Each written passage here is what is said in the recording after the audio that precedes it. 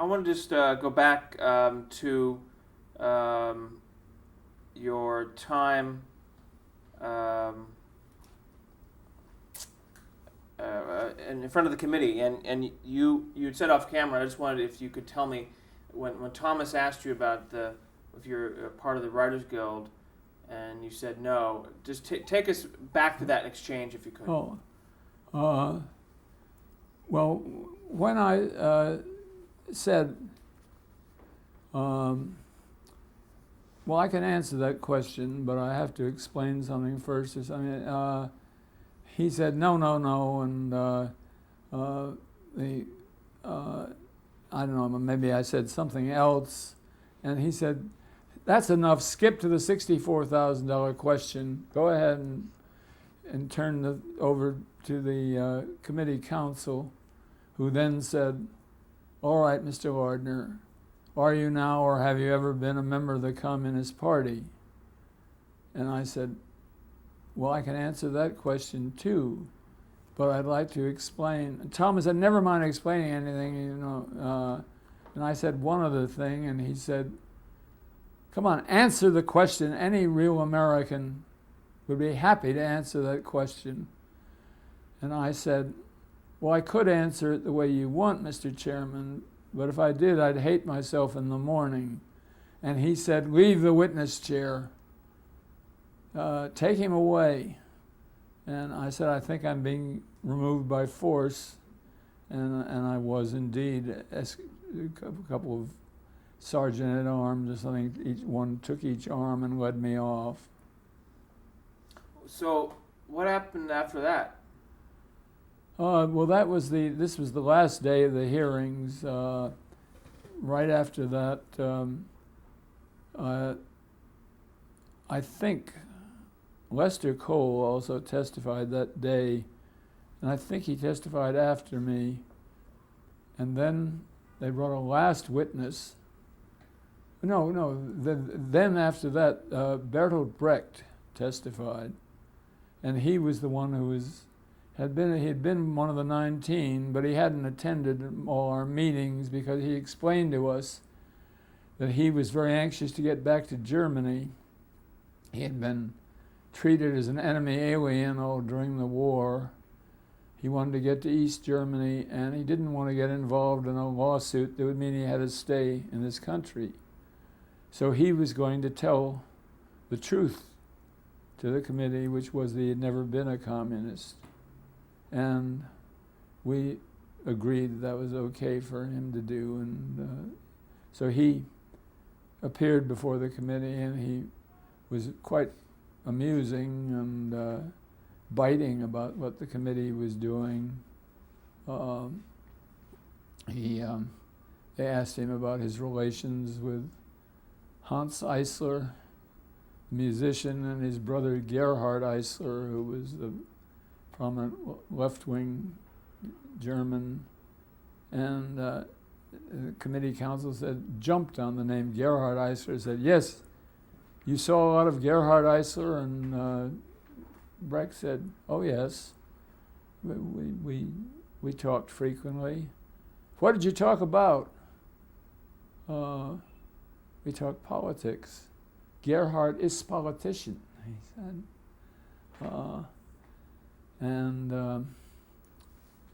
And he explained about his work in the theater and the kind of plays he wrote and his poetry. And it was quite amusing and made the committee sound silly. Then they brought a last witness who was a former FBI man who had been involved in an investigation of a conspiracy to steal the atomic bomb.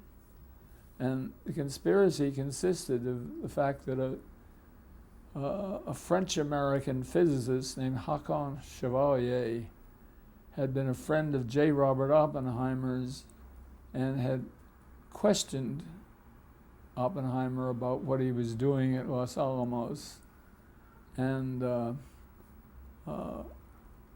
just in the course of general testimony, Oppenheimer had said this, but hadn't implied that Chevalier was a spy or anything. He didn't know. But that's what this ex-FBI man implied, and then said there was some connection between him, Chevalier, and a man in Hollywood who was a friend of a couple of the witnesses, John Howard Lawson and one other, and this came out. I have a headline in the other room framed that says, "Film quiz bears Atom spy plot," and it's right next. The headline is right next to a picture of me leaving the witness stand, the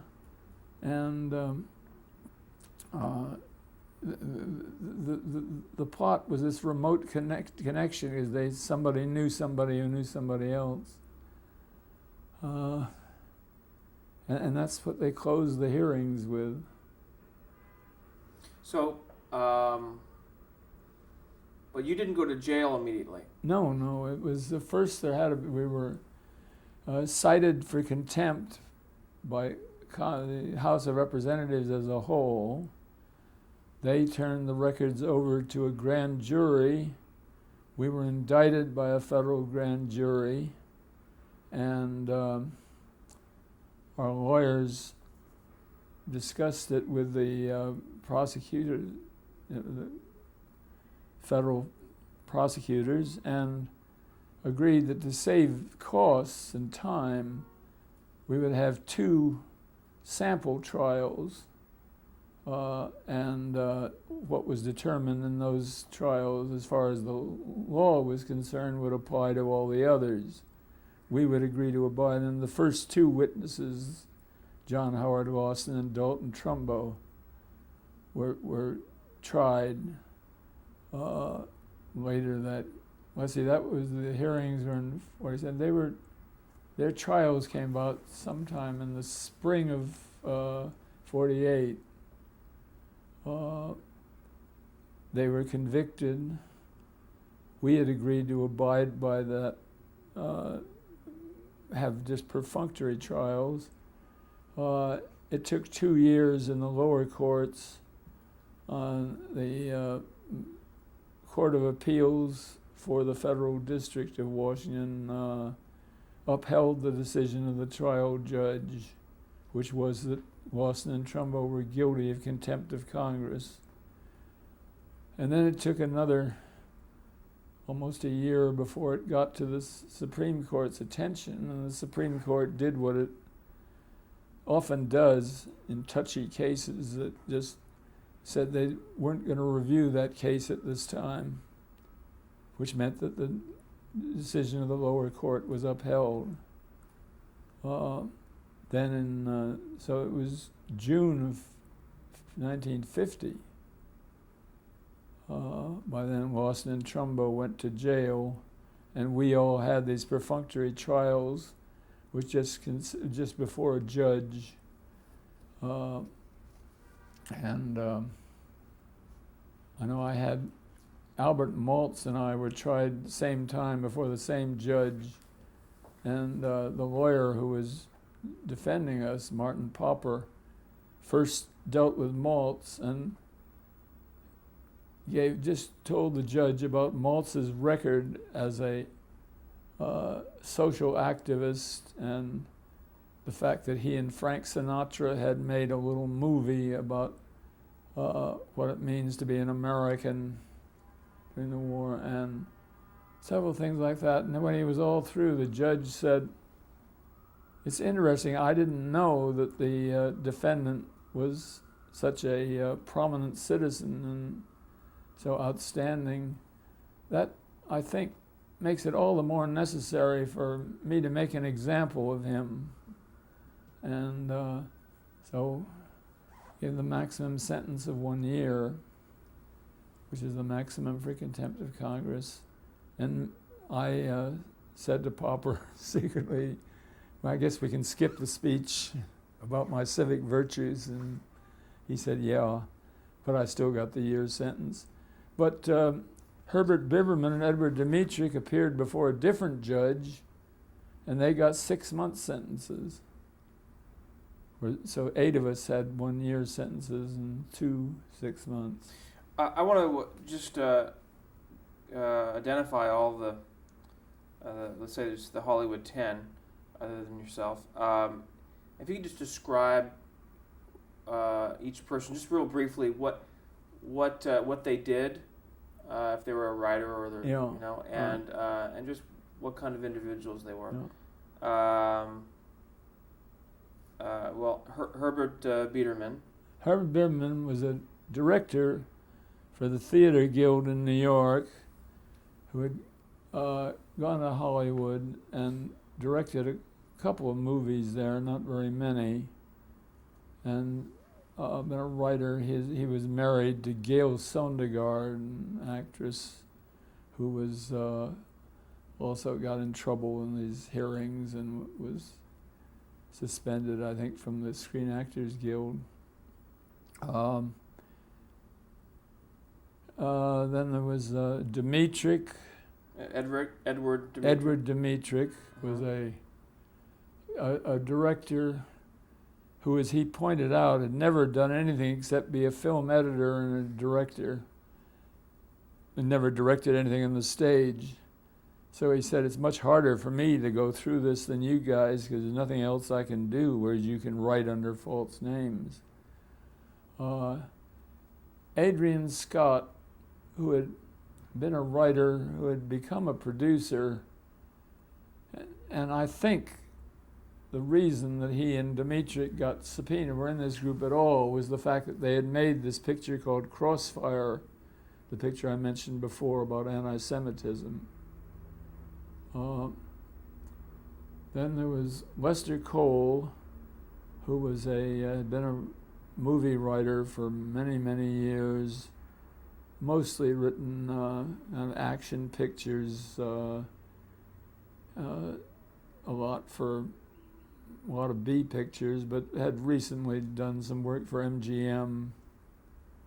It was Dalton Trumbo, who was perhaps the best known of the screenwriters, because he was a very successful screenwriter who had, just before the subpoenas came, had signed a contract with MGM paying him $3,500 a week or $75,000 a script, whichever he chose, and he could choose what he wanted to work on.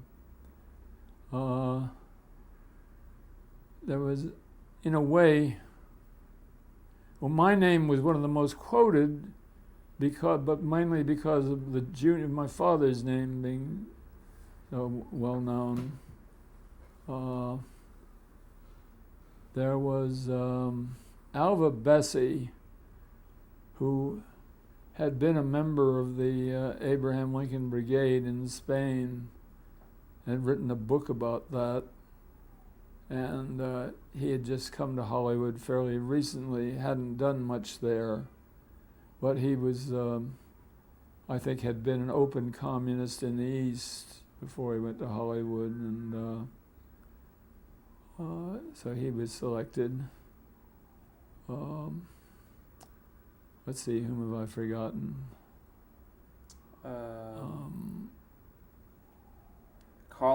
Richard Collins was part of the 19, right? Yeah.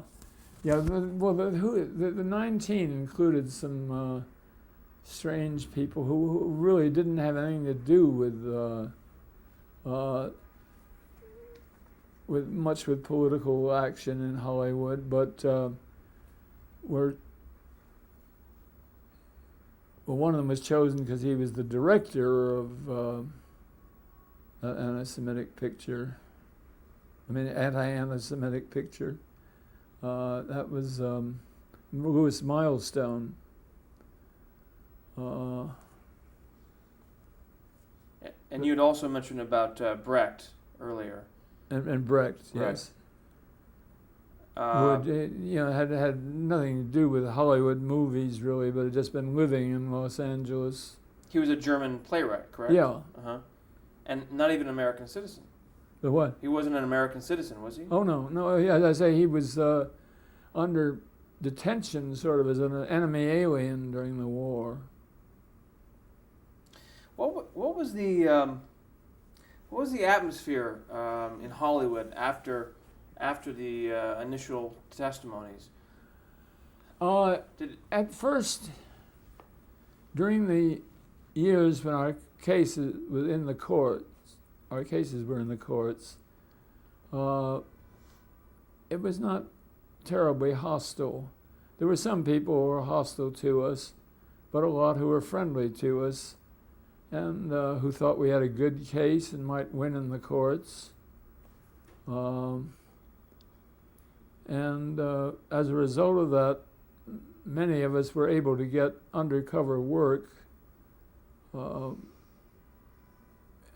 under sort of semi-secret conditions, and we had to follow certain precautions so that our names weren't talked about as writing these things. Well, did you get credit for the films that you did between 47 and 50? Did what? Did you get credit? No. You didn't? No, only that had to be under pseudonyms. So after you initially had testified in 47, that's when you began writing under pseudonyms? After the producers met in November and said, we will not hire any of these people again until they've cleared themselves with the committee. They canceled my contract, for instance. Who canceled? You had a contract with? With 20th Century Fox. And as a matter of fact, because after the hearings, the 20th Century had a choice of giving me another assignment or putting me on off salary for a month or two. And Otto Preminger wanted me to work on a script, a book they just bought. So I went to work for him. As a result of that, because 20th Century didn't take its advantage of its right to put me on layoff, I won an out-of-court settlement of a suit. I got $10,000, I think, from 20th Century Fox in a settlement. But once the producers met and said none of us would be hired, we could only write under pseudonyms, and we got paid a good deal less money, even by those who did it out of some sympathy. It was much different after we went to prison, got out of prison. By then, McCarthy had appeared on the scene. And it was really the height of McCarthy. And then for a while, right after we got out of prison, there were just no undercover jobs to be had. I want to get there in a second. I do want to get a couple of things from you. You in this time before you went to prison, you said you wrote some movies but were not credited. I have here 4 Days Leave Swiss Tour. Yes, that was a picture produced in Switzerland, and Ingo Preminger, who was my agent, met the one movie producer in Switzerland, a man named Lazar Wexler, who was making this English language picture about American soldiers in Switzerland during the war. And so he wanted me to rewrite this, and but he wanted to borrow Cornell Wilde from 20th Century Fox to play the lead in this part. And 20th Century Fox, which had just told me to get off the lot, agreed that he could borrow Cornell Wilde if he used me to rewrite the script.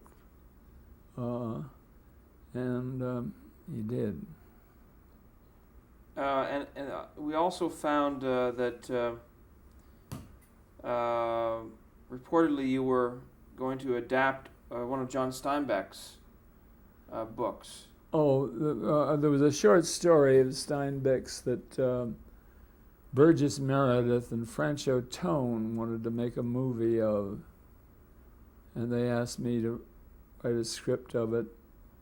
And I just got started on the project, and but they were trying to interest a studio in it, and they couldn't, so it was never completed. It was never completed because of the attitude in Hollywood against you? Well, I don't think anybody knew that I was writing it. No, I think they couldn't sell a studio on the idea of doing this particular story. And that was going to be based on Pastors of Heaven, which is the... It was a book called Pastors of Heaven, which is a collection of short stories. This one was called Shark Wicks. So in 1950, where did you serve your time? Now, right near my home, my mother's home in Connecticut, in Danbury, Connecticut. And that's where J. Parnell Thomas was already an inmate. What's the name of the institution? It's a federal correctional institution, as opposed to a penitentiary. It's a kind of institution that's originally designed for non-violent prisoners, and was full of tax evaders and a few internal revenue agents who got bribed, and drivers of who drove stolen cars across state borders, making it a federal crime, and frauds of various sorts. And that's where you also discovered that J. Parnell Thomas was also in it. Yes. Did you do any writing while serving in prison? I started doing research on a novel I wanted to write, and which I wrote after I got out, but I did a lot of reading about it. It was a book really about a marriage between a born Catholic and a converted Catholic who takes the religion much more seriously. So the books I were borrowing were all, and Francis was sending me in the prison from, were all Catholic books.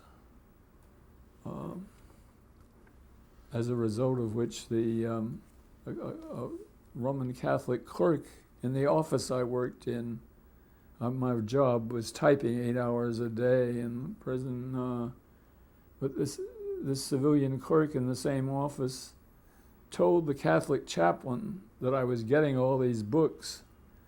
In other words, it looked like one of the Red Hots was going their way. And so they invited me to a mass on midnight and Christmas Eve. And I actually had a midnight mass scene in my book, planned my book, so I went. And then they tried to convert me. But I said it would seem like too much of a gesture trying to get parole or something to do it under the circumstances of incarceration. But I did write the book, and then it just got republished in 1997 as in a series of called literary classics that a minor mail order firm named Prometheus has, but includes books by Aristophanes, Walt Whitman, Edgar Allan Poe, Sinclair Lewis, almost all prominent names. That's wonderful. What's the name of the book? The Ecstasy of Owen Muir. Fantastic. So, did you serve all 12 months? I served, and we all got 60 days off for good behavior, and I got an extra 15 days off for meritorious good behavior that nobody else did, and that was for correcting spelling and grammatical mistakes or improving the writing of these reports that I had to type that were made by the parole, the offices of, what was it called?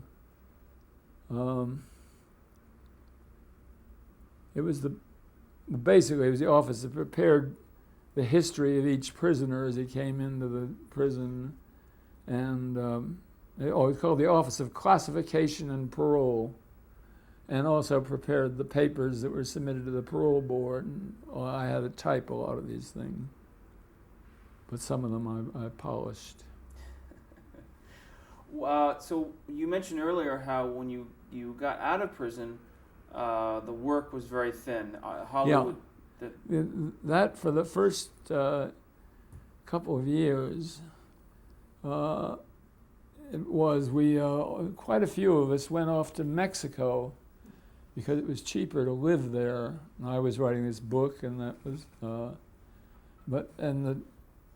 the Dalton Trumbos and some other blacklisted writers, the Ian Hunters and Hugo Butlers and Albert Maltzes and Gordon Kahn, all were living in Mexico.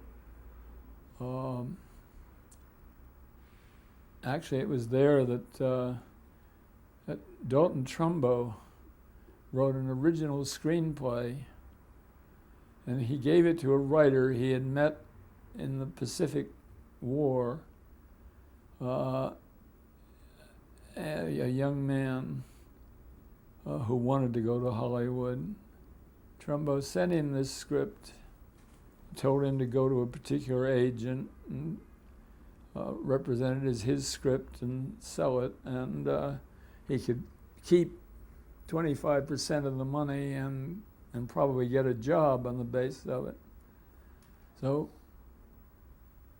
that was done, and a couple of months passed, and Trumbo heard nothing from this fellow until finally in the English language newspaper that was published in Mexico City, it had one of the columns, I think Hedda Hopper's column, said, "Too bad about young so-and-so dying right after selling his first screenplay."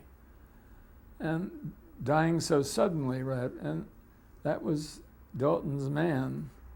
He had sold this, and I can't even remember what struck him, but something, he died.